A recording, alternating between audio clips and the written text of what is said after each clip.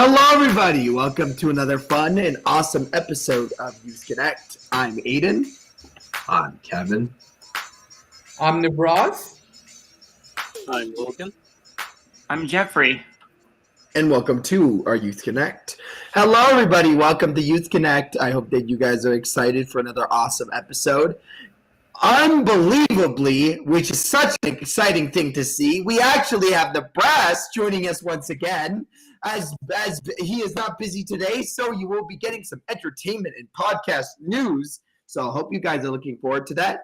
Just so we know, to process in our brains, just so you know, Joshua will not be here today. I don't think that we received the video, so unfortunately, no World Game news, but I am so excited to hear about entertainment and podcast news from Nibras because it's been so long.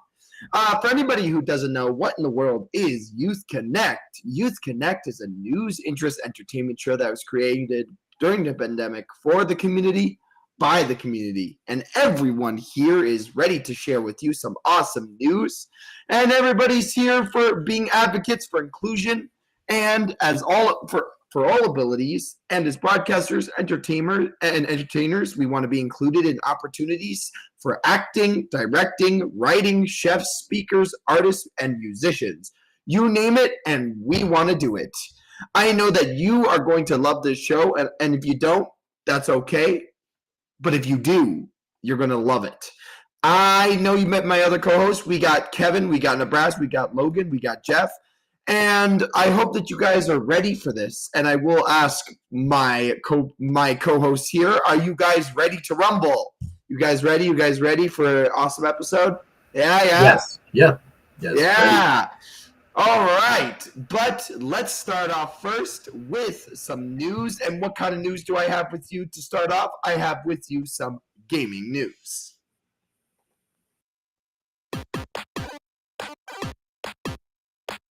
Okay, like I said last week, I remember saying, hey guys, be ready because I'm ready to share with you some awesome games, which was Fight Crab. And releasing on February the 13th, we have the brand new sequel, 3 years, or I'm pretty sure it's 3 years since Fight Crab 1. Now we have Fight Crab 2, crabs powered by simulated physics. In some completely different, let me remind you, a different, super weird world, crabs have once again mastered human weapons and have taken over the land. Once again, now immortal, these crabs cannot be killed by gun nor blade. However, there is one crustacean rule which all must follow. He who turns his back to the ground shall know defeat.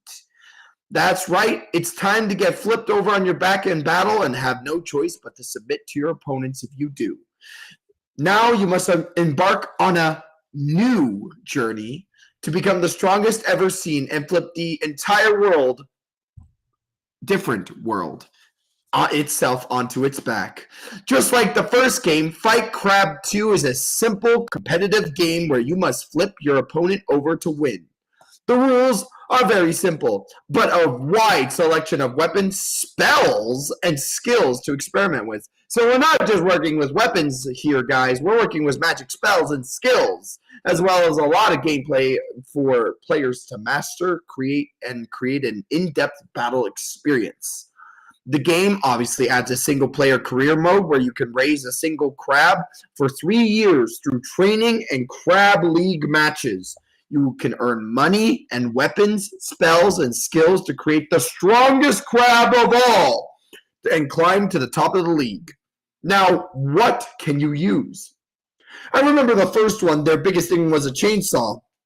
But not only can you grab chainsaws, you can grab chainsaws, holy swords, bikes, magic clouds, jet boosters, giant drills, and even a giant laser beam that you can attach to your crabby little friend. So this game is quite interesting. It looks like a lot of fun. And now it has mounts, seals, and even a magic nimbus. And if you don't know what that is a magic cloud. Crabs are very dexterous and can wield anything with ease. If you've ever seen videos of a crab holding a knife, this is what the game got inspiration from. Every hit you take adds to your crab gauge, which you can spend to unleash deadly lasers or other incredible spells that turn the tables in your favor. With over 40 different skills to mix and match with, even new players can perform difficult crab maneuvers. So, how interesting is that? And even humans can ride on top of the crab shell, and they can dismount to do other things, such as carrying or throwing weapons on the ground, or even activating stage hazards. In tag team matches, the humans can swap crabs with their teammates. So there's a lot to do in this game. There's a lot more interesting skills and weapons to use. And if you like Crab Game 1, which I actually played on the weekend, it's absolutely fantastic. Crab Game 2 looks just as amazing. So if you guys had the time, make sure to check out Fight Crab 2. Not Crab Game, Fight Crab 2. Anyways, though, this has been your first gaming news. And next up, we have Kevin, who's going to be sharing us some all-important news. And I just cannot wait to hear the interesting fact he's going to share.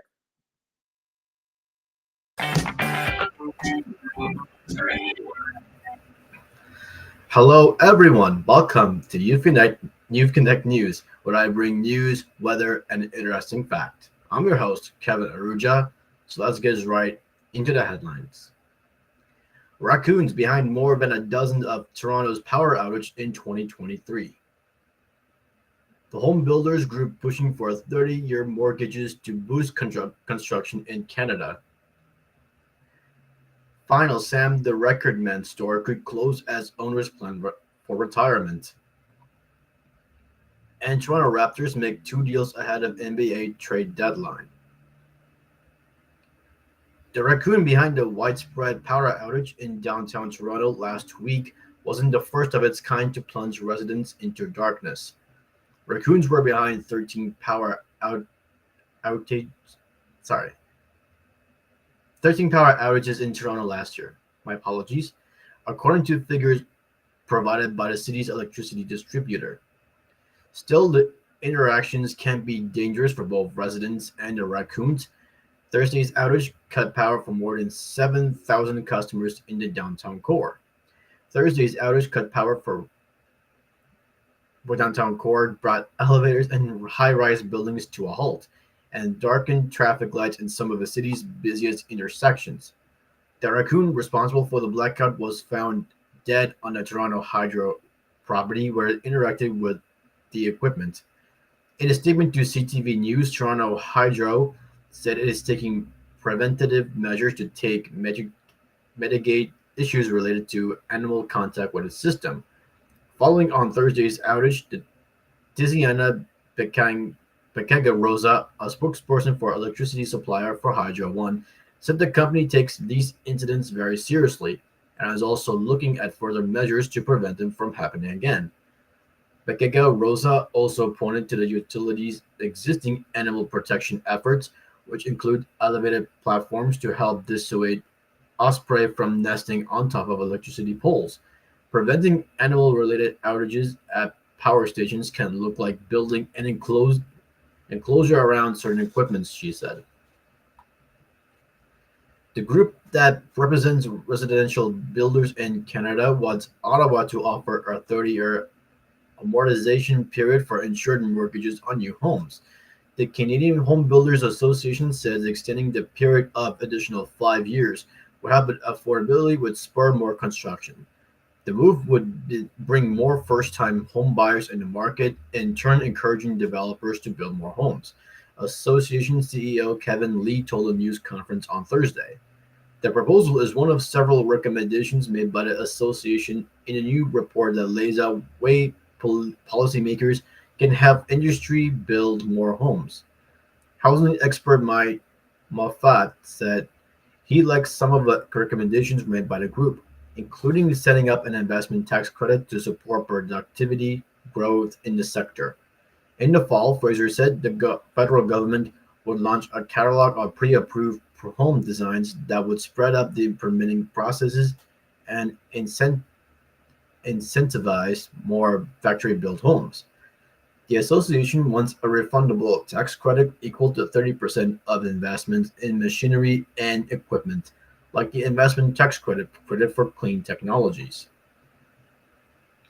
The last remaining Sam the Record Man store in Canada could soon be shutting its doors.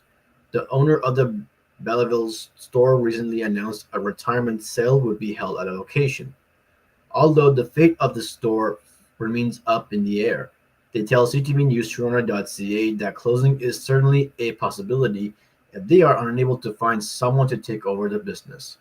Located in the Quinte Mall, this town's store is the last to remain open in what was once the largest music record retailer chain in Canada. There were 140 store locations open in its prime, including in downtown Toronto, until the franchise filed for bankruptcy in 2001, and the Yonge Street location shuttered its doors in 2007. The store carried CDs, vinyl record, cassette tapes, movies, and some music gear. Those familiar with the store are likely to recognize its iconic neon sign that was purchased by Toronto Metropolitan University in 2008, formerly known as Ryerson University.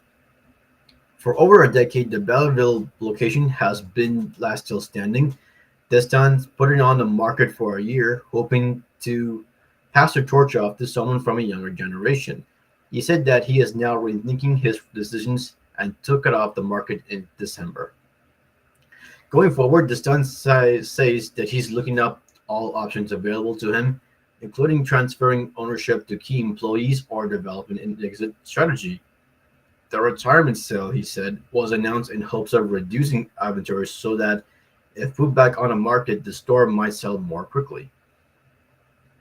And least but not least, sports news, the Toronto Raptors were active ahead of the NBA's trade deadline, making two separate deals. The guard Ochai Agbaji and Canadian center Kelly Olynyk were sent to Toronto from the Utah Jazz for guard Kara Lewis Jr., forward Otto Porter Jr., and the 2024 first-round pick. The guard Dennis Schroeder and forward Thad Young were then traded by the Raptors to the Brooklyn Nets for guard Spencer Dinwiddie. The Raptors had the three first-round picks for the summer's draft. The ESPN reports that the lowest of them will be sent to Jazz as part of a deal for Olynyk and Abaji. He is part of this core of players that have committed to playing the Paris Olympics in July. Olynyk is averaging 8.1 points, 5.1 rebounds, and 4.4 assists this season. Abaji, the 14th pick in the 2022 NBA draft, is averaging 5.4 points, 2.5 rebounds, and 0.9 assists. Porter is averaging 2.6 points, 1.9 rebounds, and 0.5 assists this season. The 30-year-old veteran forward has been snake-bitten since signing to Toronto on a two-year deal in July 2022. And in today's weather forecast, we've got mainly sunny this afternoon. The temperature is now 15 degrees. And tomorrow we'll get another mainly sunny. The temperature will be 10 degrees. And now we are moving to an interesting fact. My topic for today is, of course, Chinese New Year. As you can see in this background, I just want to make a personal note. Tomorrow is Chinese New Year, and it will be the year of the dragon. I wish you all good health, wealth, prosperity, happiness, and of course, joy. So my story was about Chinese New Year is a major holiday in China and Chinese communities throughout the world. The celebration is one of the largest of the Lunar New Year festivals that are held throughout Asia. The starting date of a Lunar New Year is not the same each year because it is based on cycles of the moon. It begins in late January or early February. The 15-day celebration begins with the new moon and will last until the full moon. The last event of the 15-day celebration is the Lantern Festival. People often hang glowing lanterns in temples or carry them during a nighttime parade. The Dragon Dance highlights festival celebrations in many areas. A long, colorful dragon is carried through the streets by numerous dancers. And here are some facts for the Chinese New Year. 1/6 of the world's population celebrate on Chinese New Year. Chinese New Year is not only celebrated in Chinese mainland but also observed in many other Asian countries and regions as well as Chinatowns around the world. Second fact is Chinese New Year is also called Lunar New Year and is celebrated also as Spring Festival. It is called Lunar New Year because it's the first year of the new year of the Chinese lunar calendar. The festival marks the first lunar phase or new moon of a new year on China's lunisolar calendar. It is named the Spring Festival because it takes place within this Chinese solar system, beginning of spring or the previous solar term. It is a festival that marks the end of a winter and the beginning of spring, and represents the desire of new life and success. And the third fact is the festival date changes every year.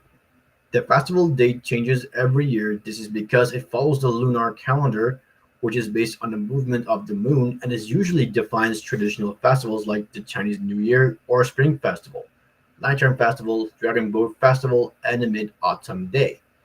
The new year starts at the beginning of those lunar calendars and ends with the Lantern Festival, which is on the 15th day. Usually it falls in the day between mid-January and mid-February. And the last fact is each Chinese year is associated with an animal sign. Yes, each Chinese year is associated with an animal sign according to the Chinese zodiac cycle, which features 12 animal signs in order: rat, ox, tiger, rabbit, dragon, snake, horse, goat, monkey, rooster, dog, and pig. 2024 is the year of a dragon. This is Kevin Aruja reporting news from Youth Connect and Chinese Gong Hei Fat Choi, which is Happy New Year. Have a great weekend, and I'm sending it back to Aiden. All right, thank you so much, Kevin. You know what? The weather is the weather is absolutely amazing, honestly. It is a really good time, guys, that if you know with Chinese New Year is great for spending time with family. I mean, that's what it's all about. It's all about good fortune. And for example, I know that they're as big as these red envelopes that we always give for prosperity, for fortune, for wealth, not only for yourself, but you're giving wealth to receive wealth.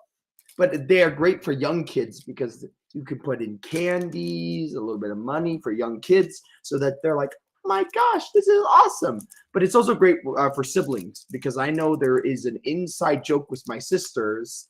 And I won't say it, but I know Jenna knows about these packets, and they definitely have a little joke here. But honestly, guys, pair it with the good weather. Maybe have a nice barbecue with the family. You never know.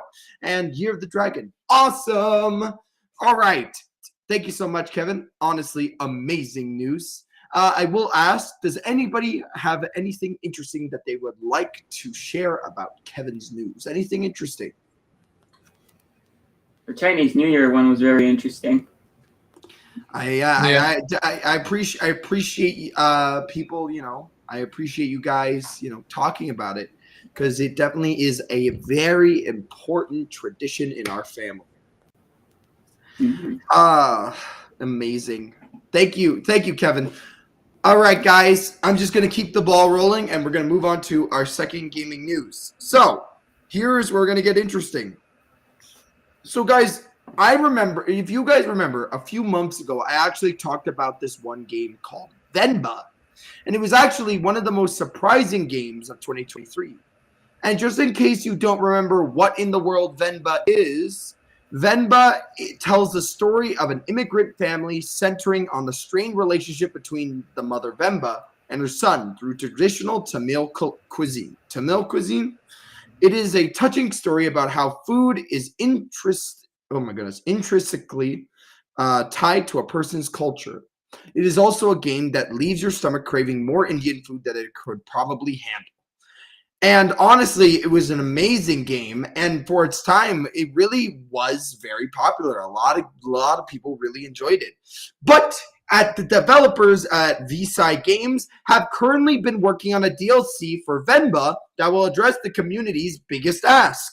And actually, honestly, I also thought about this. Recipes. So in the new DLC, the cookbook DLC for Venba will give players a new way to look through detailed recipes for all the dishes made in the game.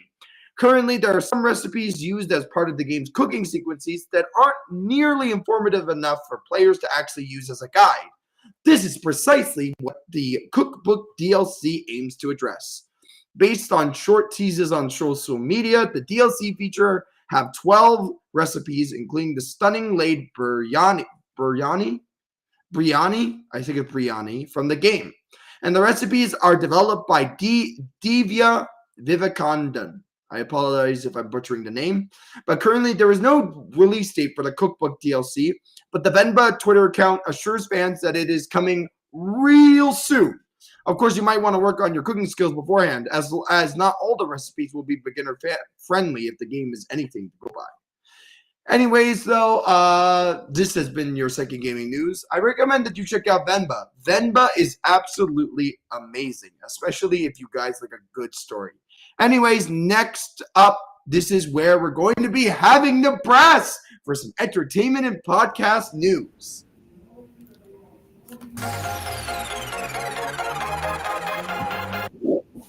Hello, everybody. How are you guys today? My name is Nibras Khan, and I'm yours for the entertainment news. Let's get to the top story.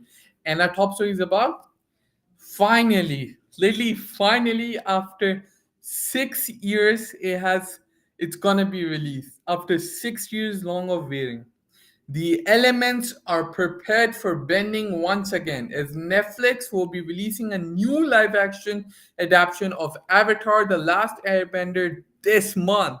Once again, bringing Aang, Sokka, Katara, Toph, and Prince Zuko to the forefront. The new take on the Nickelodeon classic aims to honor the source material while injecting new elements to the timeless tale. To get fans excited, they took the behind the scenes at the release. Netflix has released a brand new video that gives bending fans a behind the scenes look at the actors and creative team that brought the series to life. While the series is aiming to stay true to their source material, the showrunners have hinted at the idea that there will be some changes made to this live action adaptation.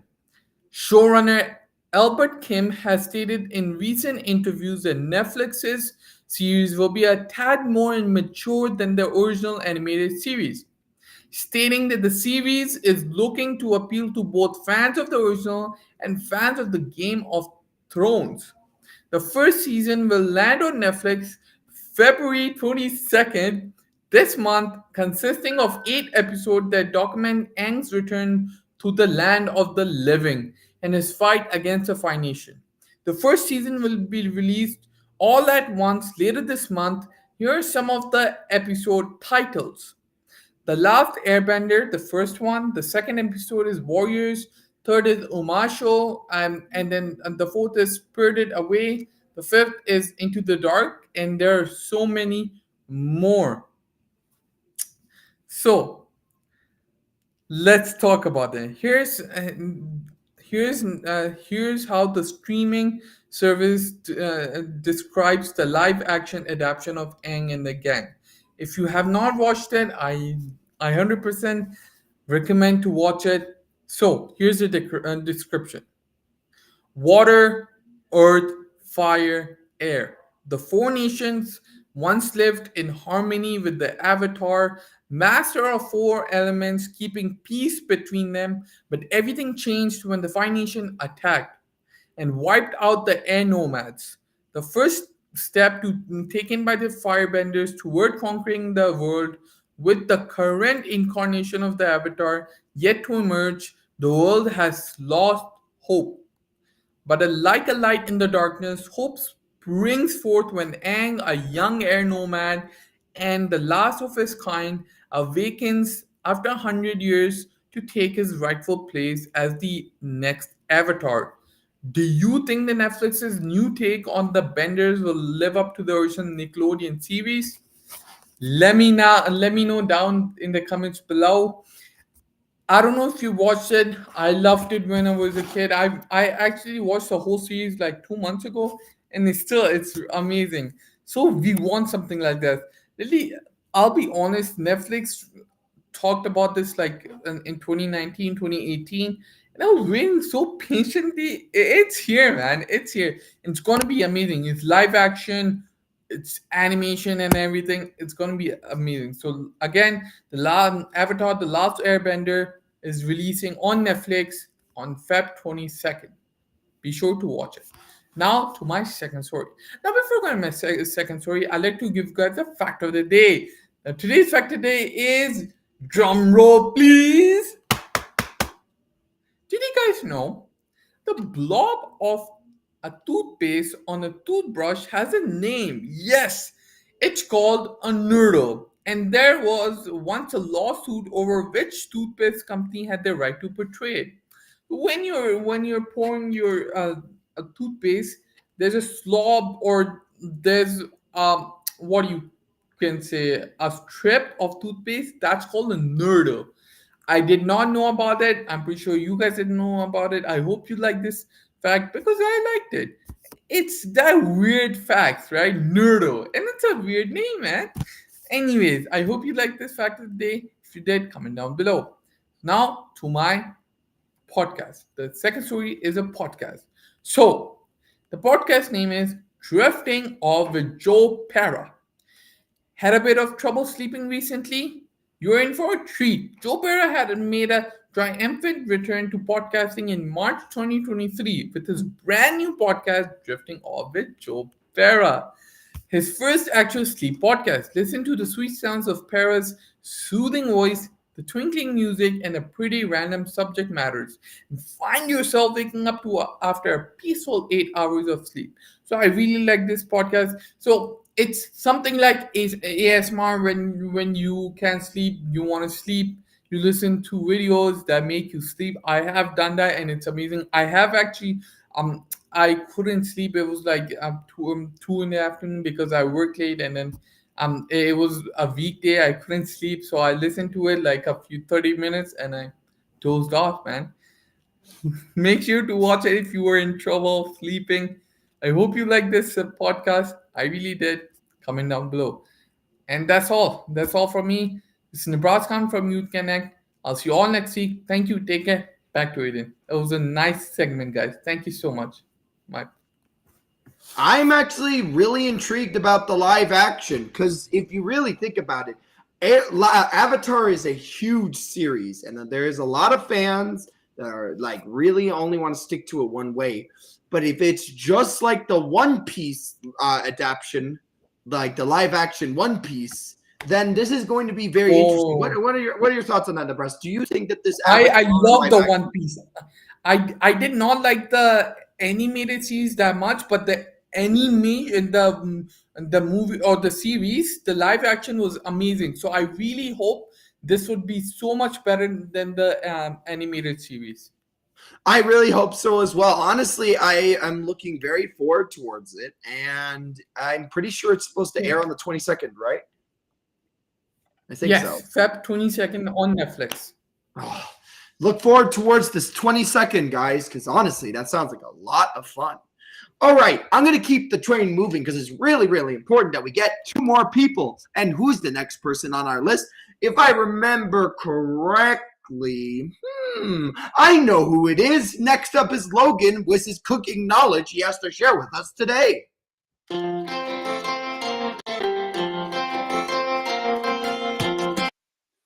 Hello, everybody. Welcome to Youth Connect. And for today's cooking knowledge, I'll be talking about different types of pots and pans.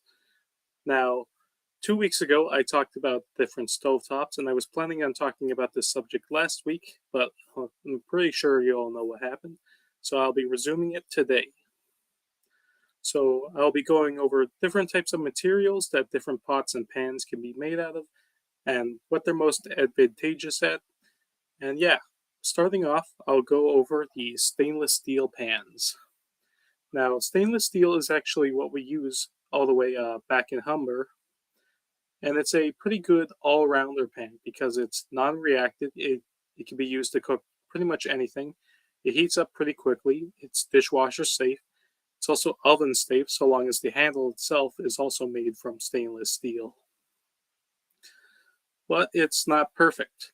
I would say that the main disadvantages of stainless steel is that it has pretty poor heat distribution. It doesn't exactly heat as evenly as some other options that I'll get onto. It can also be a little tough to clean. Burnt food really likes to stick onto stainless steel and it can be a pain. So yeah, just make sure you don't burn your food and it should be alright. It's a pan that will carry you through your cooking. Now the next type of pans that I'll go through, this one's kind of a double treat. I'll be talking about two different types, cast iron and as well as carbon steel. This is actually carbon steel and this is cast iron.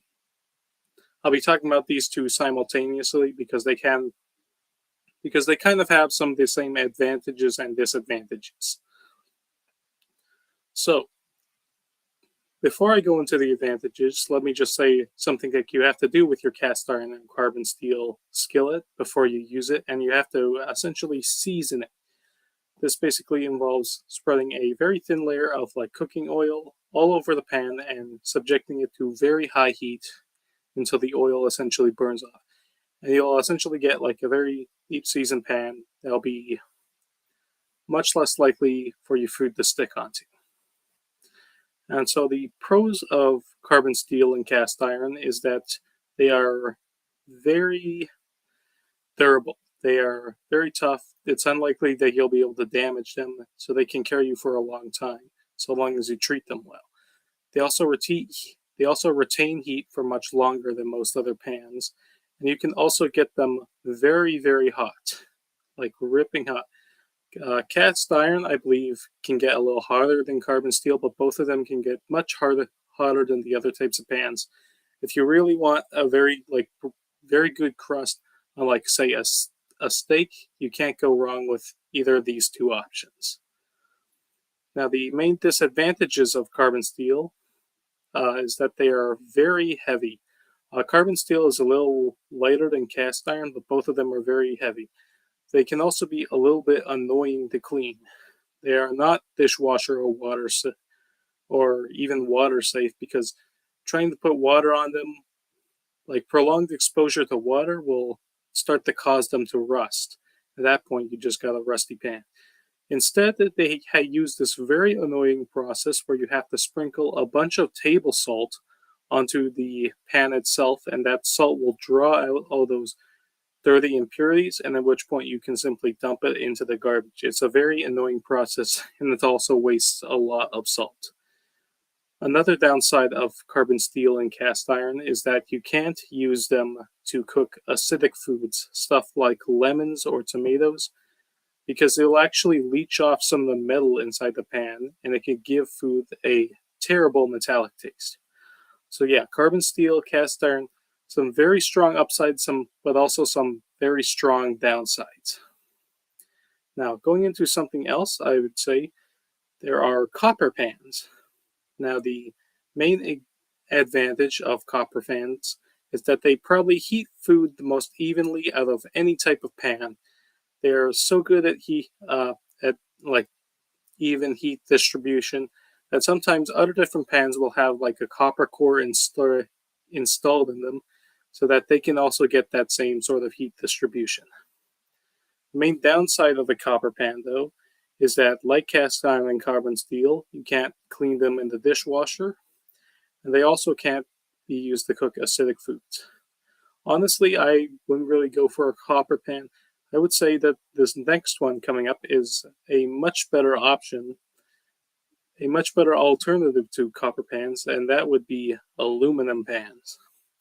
They share similar advantages to a copper pan. They heat food very evenly. They also retain heat very well. And they are also, unlike copper pans, they can actually be used in the dishwasher and they won't rust. And they are very lightweight compared to something like the carbon steel and cast iron skillets I talked about earlier.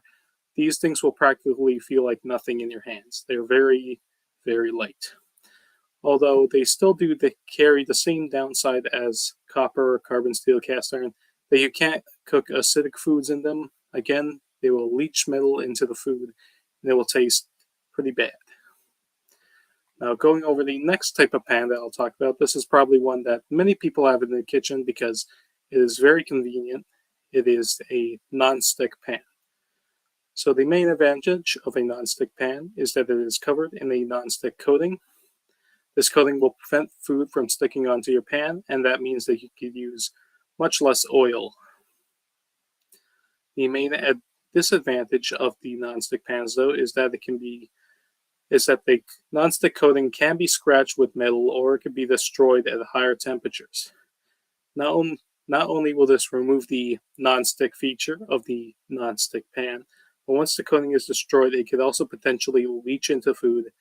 It can taste bad, but it's also pretty harmful if it does that. At that point, you just gotta throw the pan out. And honestly, I would say that there's a much better alternative to a non-stick pan that I'll get into right now. It is the ceramic pan. Much like non-stick, ceramic pans, they're also non-stick. They have a different type of coating on them that helps with the non-stick, but at the same time, the ceramic features of the pan make it virtually scratch-proof and is free of the same chemicals that are used in the non-stick coating for the other pans. The main disadvantage, though, is that this special non-stick coating for ceramic pans isn't exactly dishwasher safe, but it could probably still be washable by hand using like water under like a sink. So anyway, that's just about my little lesson on the different pan types. I hope this has managed to educate you all on some of the advantages and disadvantages of different pan types when you are assembling your own kitchen at home. Anyway, that'll be all for today, and back to you, Aiden. So I actually used my copper steel pan, and I have to say that you are absolutely right that it is an amazing way of conducting an even amount of heat. It's great for stir fry, and I honestly think that carbon steel is really, really good. Now, I will ask, Logan, I don't know if I asked you this last time, but do you have a favorite type of pan? Like out of all the pans that you listed, which one is your favorite to use as a chef? That's a little tough to say. I only really have a lot of experience with like two types, the stainless steel and the non-stick. And I'd say that so long as you could avoid scratching the coating on the non-stick, I'd say it's just much more convenient to use than like a stainless steel pan. The ones that we use at Humber, they can get pretty annoying to clean. All right. Thank you so much. You know what? It's very important that we remember this because you are our chef. So honestly, we never need to get a pan. I'll remember to get a non-stick pan because they're very simplistic and easy to use. Honestly, though, thank you so much, Logan. I'm going to have to keep the ball rolling because we have one person left. Also, I see in the comments that Miss Bernadette's favorite pan is cast iron. You know what? Cast iron is really good, but I feel like it can only be used for like searing a steak. But I don't know. I've never used cast iron more than to like used for meat. So I definitely would have to see what kind of other cast iron recipes I can make with it. Anyways, though, I'm getting off track. And next up, we have Jeffrey with his live music.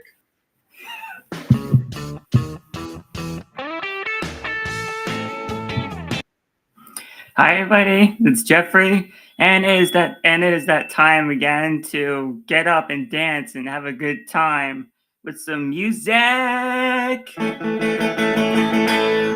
And I'm going to be playing Jelly Roll, one of my original songs, so here we are.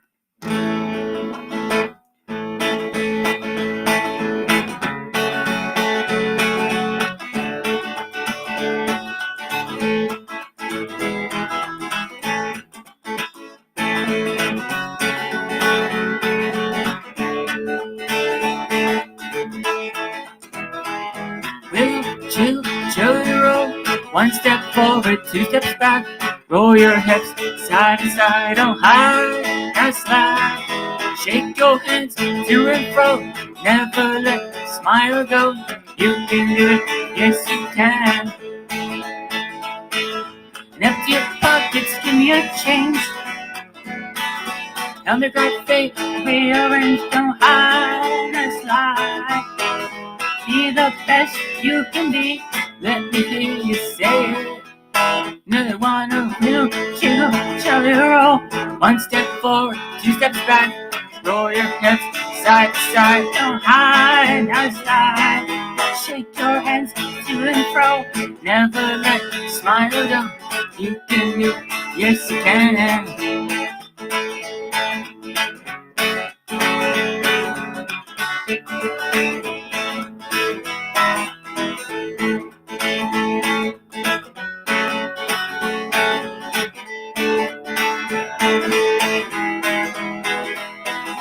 Empty your pockets, give me your change.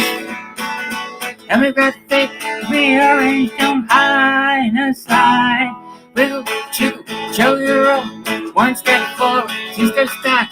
Roll your hips side to side, don't hide and slide. Shake your hands to and fro, never let the smile go. You can do, yes you can.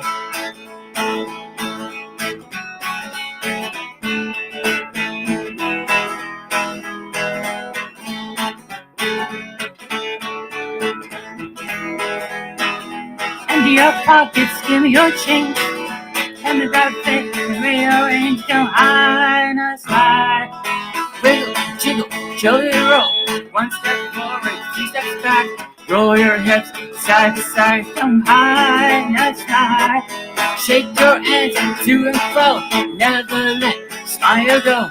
You can do it, yes you can. Let's go.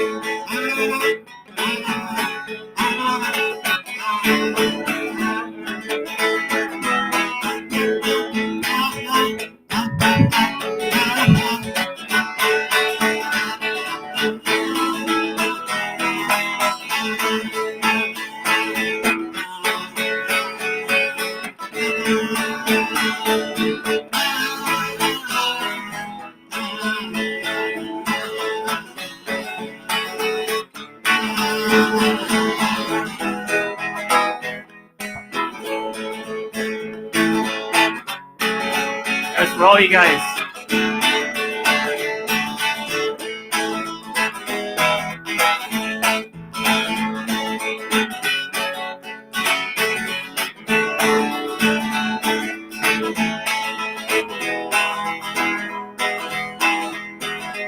Empty your pockets, give me a change.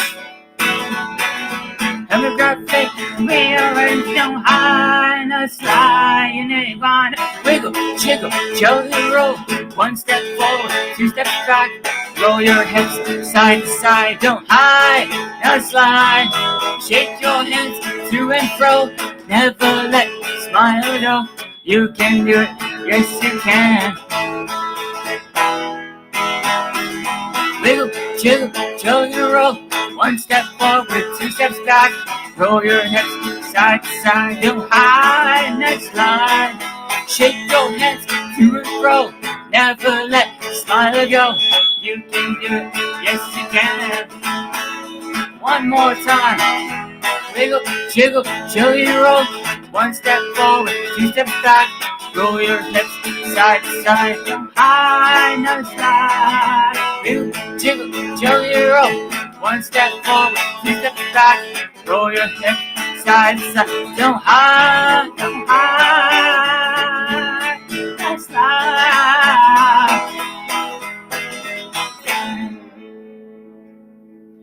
Thank you, everybody. This is Jeffrey, your live musician. I'll see you all next week, and make sure to check out my website, jeffreycommand.com. Back to you, Aiden. G. Thank you so much, Jeff. The kazoo appears once again. I'm loving the little bit of pizzazz to it. Honestly, though, Jeff, absolutely amazing as per usual. You're getting really, really good at the songs, and I love the extra bit of pizzazz you add to it. It really makes it such a good performance.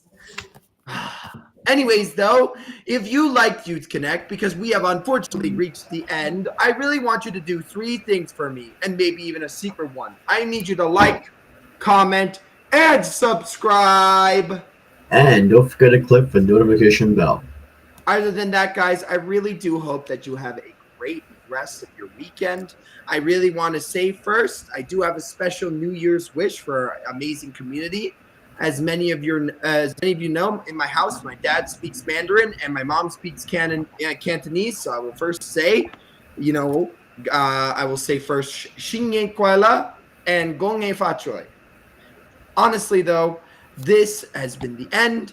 May your Year of the Dragon be filled with an abundance of health and happiness. Wishing you safely, good spirit, and peace wherever you go.